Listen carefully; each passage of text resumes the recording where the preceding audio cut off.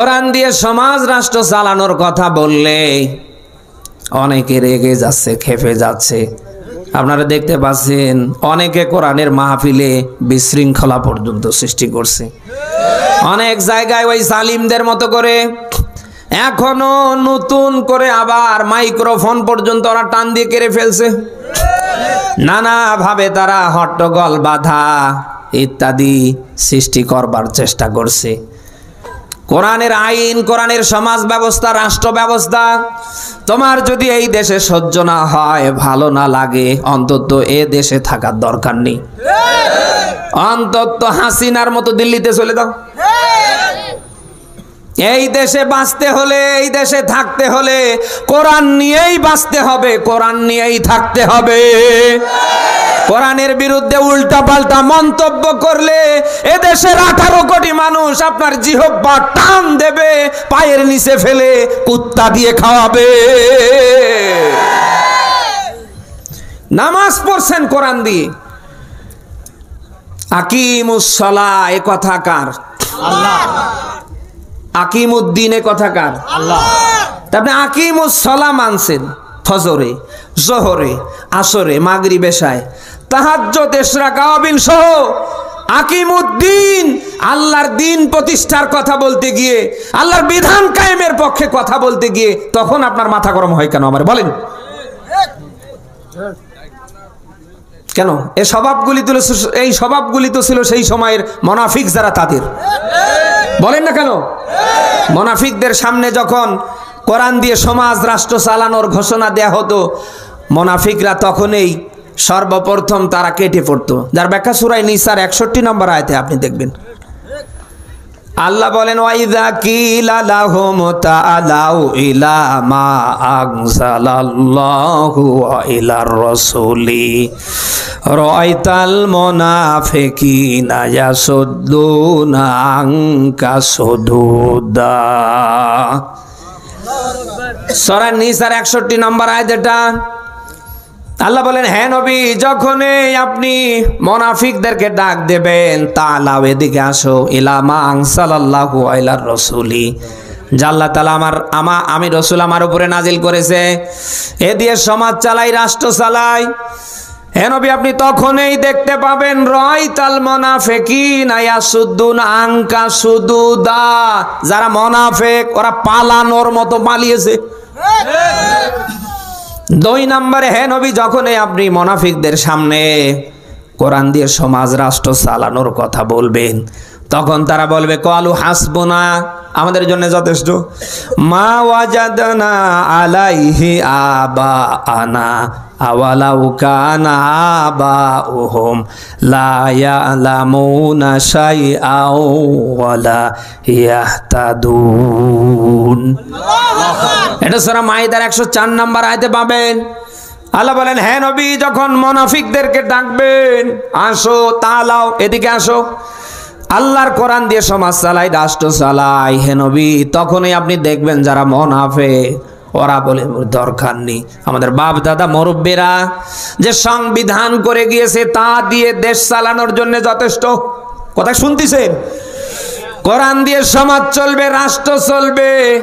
যারা বাজে মন্তব্য করবে, 1500 বছর পূর্বে আল্লাহ ব্যাখ্যা দিয়েছেন, এরা মুমিন না, মুসলিম না, মুনাফিক। আর মুনাফিকরা মরে গেলে তো জান্নাতুল ফেরদাউসে যাবে না, জাহান্নামে। কোন মুনাফিককে আল্লাহ জান্নাত দেবে না, প্রত্যেকটা মুনাফিককে আল্লাহ জাহান্নামের নিম্নতম স্তরে জ্বালাবে। ইন্নাল মুনাফিকিনা ফিদ-দারকিল আসফালি মিনান নার। আল্লাহ বলেন, প্রত্যেকটা মুনাফিককে জাহান্নামের নিম্নতম স্থানে আল্লাহ জ্বালাবে। এ কথা আমার না আল্লাহর? আরো জোরে।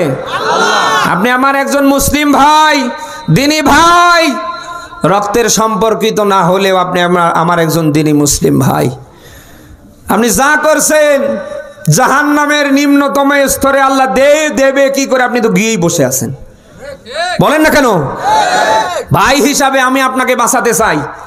এখনো ফিরে আসেন, আল্লাহর কোরআনের কাছে যদি আসতে পারেন, একে যদি আঁকড়ে ধরতে পারেন, সমাজ রাষ্ট্র কায়েমের পক্ষে যদি হাত রাখতে পারেন, আপনার জীবনের গুনাহ আল্লাহ মাফ করে দেবে। যেমন মাফ করেছিলেন হযরত ওমরকে। আমি আপনার একজন দিনী ভাই, আপনাকে আহ্বান করছি, ভাই ফিরে আসেন। মরবেন তো, কি নিয়ে মরবেন আপনি বলেন? কি নিয়ে যেতে পারবেন? চোখের লাইট দুইটা আছে বিধায় মনে করছেন যে সব আপনার। লাইট বন্ধ হয়ে গেলে কাউকে খুঁজে পাবেন না। দুনিয়ায় দেখতে পাচ্ছেন না, কোন রকম একটু বিপদে পড়লে যাদেরকে এতদিন আপন আপন ভেবেছেন তাদের কাউকে যেন খুঁজে পাওয়া যাচ্ছে না।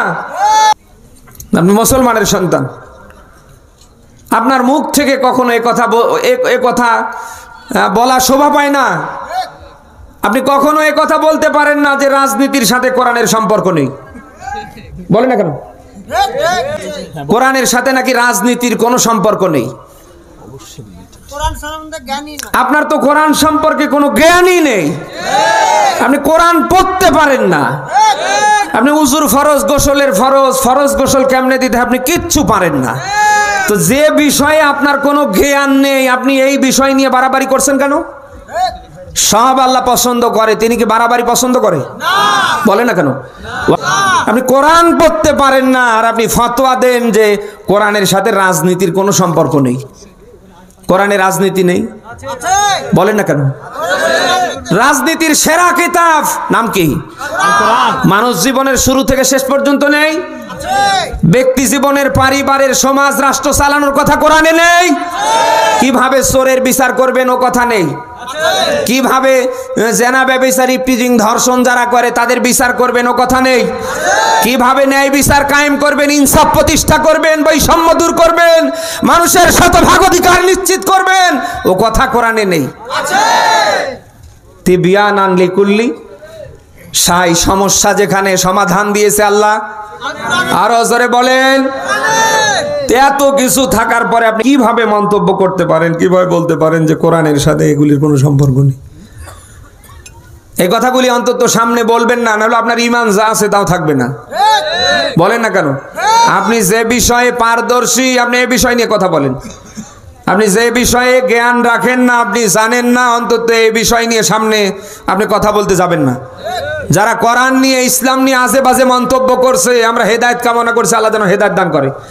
যদি হেদায়েত না থাকে, প্রত্যেকটাকে যেন আল্লাহ ক্যান্সারই দুনিয়ায় ধ্বংস করে দেয়। আমরা মনে করছি বাংলাদেশে এগুলি বাংলাদেশের 18 কোটি মানুষের জন্য ক্যান্সার। আশা করছি আপনারা এই কাজগুলি করবেন না।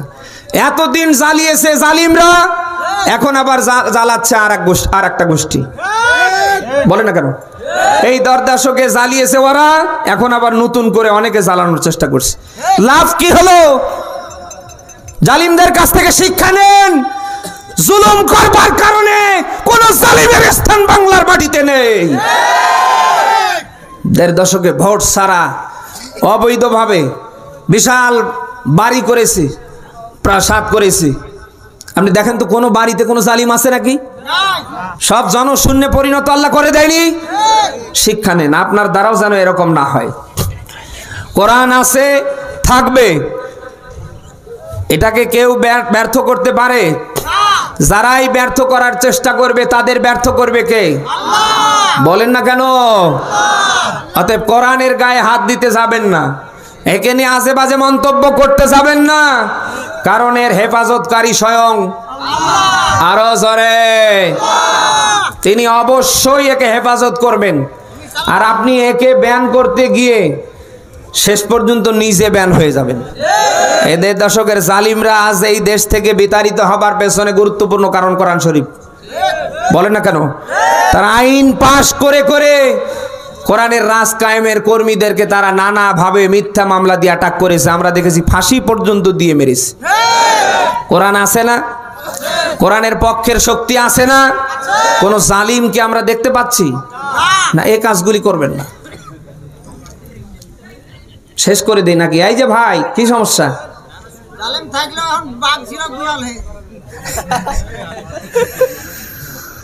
প্রিয় রাজশাহীবাসী, আমরা এসেছি আল্লাহর কোরআন শুনতে। আমার প্রত্যেকেই নিচে কোরআন মানবো। আগামীতে কি করে দেশে 100% কোরআন মানানো যায়, ওই পক্ষে আমরা কাজ করব। দেড় দশকে আমরা অনেকের শাসন দেখেছি, আমরা সামনে আল্লাহর কোরআনের শাসন দেখতে চাই। শুধু ঘরে বসে থাকলে হবে না, আপনাকে কালকে থেকে ময়দানে কর্মী হয়ে নামতে হবে। একদিকে আপনার জান, অপরদিকে আপনার মাল ঢালতে হবে। বল না কেন? আপনি বসে বসে খালি আশা করবেন এমনি এমনি কোরআনের রাজ বাংলাদেশে কায়েম হবে না। আপনি যদি এটা কায়েম করতে চান, একদিকে জান আর একদিকে মাল লাগবে না? লাগবে না? আপনি সূরা নাজমের 39 নম্বর আয়াত দেখবেন, আল্লাহ বলেন ওয়ালাইসা লিল ইনসানি ইল্লা মা সাআ, মানুষ যেটা চেষ্টা করে সেটাই পায়। 92% মুসলমান যদি আগামীর বাংলাদেশ কোরআন দিয়ে চলবে ওই পক্ষে কাজ করতে পারে, 100% আল্লাহ কোরআনের রাজ বাংলায় কায়েম করে দেবে। এই ক্ষমতা আল্লাহর আছে না নেই? আর আপনি বসে থেকে কোরআনের সমাজ ব্যবস্থা, রাষ্ট্র ব্যবস্থা দেখার যদি আপনি আশা করেন, সহজে পাবেন না। সূরা রাদের 11 নম্বর আয়াতে আল্লাহ ব্যাখ্যা দিয়েছেন, ইন্নাল্লাহা লা ইউগায়্যিরু মা বিকাউমিন হাত্তা ইউগায়্যিরু মা বিআনফুসিহিম। বলেন আল্লাহু আকবার। আল্লাহ বলেন কোন জাতির, কোন গোষ্ঠীর, কোন কওমের ভাগ্যের পরিবর্তন আমি আল্লাহ করি না। আমি আল্লাহ কোন জাতির, কোন গোষ্ঠীর, কোন কওমের ভাগ্যের অবস্থার পরিবর্তন করি না যতক্ষণ না তারা নিজেরাই নিজেদের অবস্থান বলেন পরিবর্তন না করে। বলেন পরিবর্তন না করে। আপনি ঘরের কোণে বসে বসে হুক্কুর হাক্কার করবেন আর কোরআনের সমাজ রাষ্ট্র কায়েম হবে? কে বলেছে আপনারে? আপনাকে জান নিয়ে, মাল নিয়ে ময়দানে নামতে হবে। মরলে শহীদ, বাঁচলে গাজী। ইসলাম এমনি এসেছে? ইসলাম আসার পূর্বে অনেক রক্ত খেয়েছে, অনেক মানুষের জীবন চলে গিয়েছে। এই যে নতুন দেশ আমরা পেয়েছি, এটা কি এমনি এসেছে? হাজার হাজার ছাত্র জনতা জীবন দিয়েছে, এখনো হাজার হাজার ছাত্র জনতা অসুস্থ হয়ে হাসপাতালে কাতরাচ্ছে। বলেন না কেন? এমনে আসবে না। আপনি যতক্ষণ এটার পক্ষে হাত না রাখবেন, কাজ না করবেন, ততক্ষণ পর্যন্ত এটা সহজে কায়েম হবে না। এজন্য আমরা প্রত্যেকেই নিয়ত করি, সবার শাসন আমরা দেখেছি, সামনে আল্লাহর কোরআনের শাসন দেখতে চাই। কোরআন দিয়ে আগামীতে দেশটা চললে কেমন দেখা যায় আমরা চর্ম চোখে দেখতে চাই। এই জন্য আমাদের ভোট আমরা দেব, যাকে খুশি তাকে না, যে পাওয়ার হকদার যোগ্য তাকে দেব। যারা মানুষের বৈষম্য দূর করতে পারবে, যারা মানুষের অধিকার প্রতিষ্ঠা করতে পারবে, যারা মানুষের পক্ষে রাজনীতি করতে পারবে, আমাদের আমানত নামক ভোট আমরা আগামীতে তাদের দিতে চাই। বলেন না কেন? যে সে মানুষকে কি আমরা আমাদের ভোট দিয়ে চেয়ারে বসাতে পারি? বলেন। মসজিদের ইমাম বানাতে গিয়ে কত যোগ্যতা দেখছেন না? এমনি নিয়োগ দিয়ে ফেলেন। ইমাম সাহেব লম্বা কিনা, দেখতে সুন্দর কিনা, ইমাম সাহেব ঠিক মতো কোরআনে কারিমের তেলাওয়াত করতে পারে কিনা, জুমায় ভালো করে খুতবা দিতে পারে কিনা, কত যোগ্যতা দেখেন, এরপরে নিয়োগ দেন।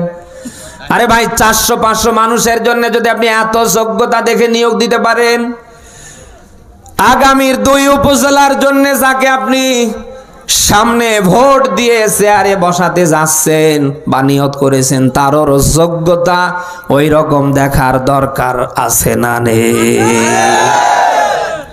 নামাজ পড়া যেরকম ফরজ, রোজা রাখা যেরকম ফরজ, সামর্থ্য থাকলে যাকাত দিয়ে হজ করা যেরকম ফরজ, দেশটা সুন্দর করবার জন্য যোগ্য মানুষকে আগামীর বাংলার চেয়ারে বসাও ওই রকম ফরজ। আল্লাহ যেন এই যোগ্য মানুষগুলিকে আগামীর বাংলার চেয়ার দান করে। সবাই বলি আমরা আমিন। কোরআনের রাজ কায়েমের যারা বাধা, যারা বিরোধিতা করছে, আল্লাহ তাআলা তাদের থেকে যেন কোরআনের রাজ কায়েমের কর্মীদেরকে আল্লাহ হেফাজত করে। সবাই বলছে আল্লাহুম্মা আমিন।